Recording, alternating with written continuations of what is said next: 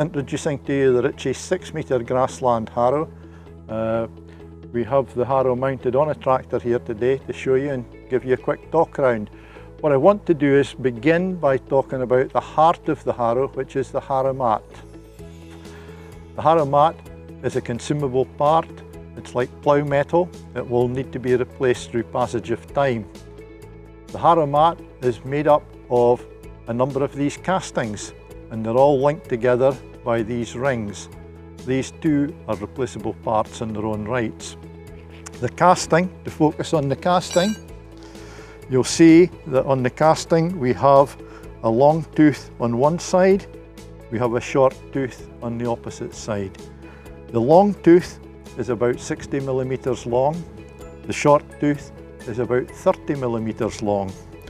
You will also find, when you look at the profile, that the tooth has a bit of a curve on it. This side is straighter, this side is raked. So in effect, you can pull this casting 4 different ways for 4 different end results. For example, long tooth, if you're on permanent or semi-permanent pasture land and you're wanting to pull out dead grass and you're pulling out moss.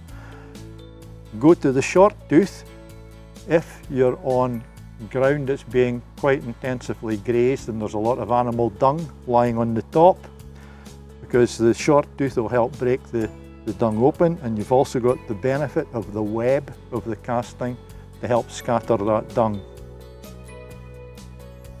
The casting itself weighs about 2 kilograms, so when they're made into a mat, the mat itself has quite a bit of weight to it, which allows the mat to hug the ground as it's going along. The casting itself is produced from a special grade of cast called GG35, which has excellent wearing properties. The 6-metre harrow that we're showing you here today, you see it's mounted on the back of a tractor. We're using category 2 linkage. Again, plenty of room for quick release couplings coming up to connect into the locking balls. The frame itself is hot dip galvanised finish for long life. The structure of the harrow, you'll see we've got 2 heavy levelling bars at the very front, ideal for taking out molehills.